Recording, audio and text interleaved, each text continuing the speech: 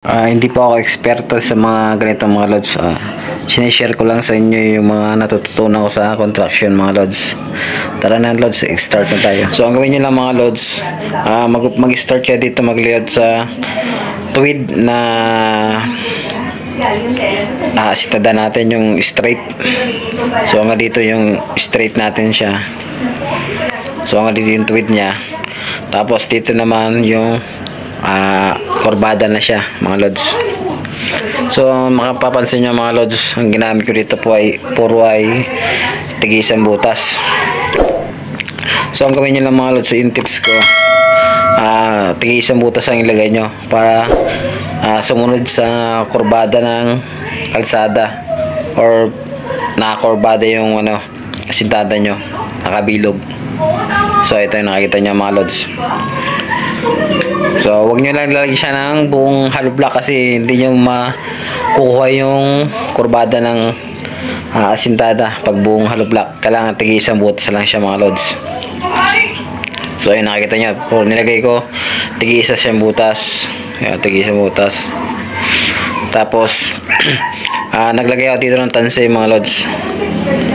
Ito, naglagay ako ng tansi rito. Ayan. Yan ang pinaka-guide ko mga lods sa elevation ng asintada niya. So, ayan. So, ayan nga mga lods. Nakita niyo yung kurbada niya. So, magiging ganito tsura niya mga lods pag tig-isang hollow block lang nilagay nyo. So, nagsimula ako dito sa dulo na yon. So, hanggang dito sa yung straight niya. Tapos, pagdating dito na kurbada. Dito sa nabali na yun.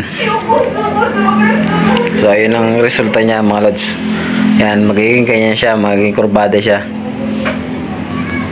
So ayun, napakadali na ito mga lods. Kunin nyo lang yung straight at sa kurbada. Kung saan nagsimula yung kurbada, doon ka maglagay ng isang butas mga lods. So ayun, ito straight na to. Tapos ito yung kurbada niya. So nakita niyo naman na pabilog siya.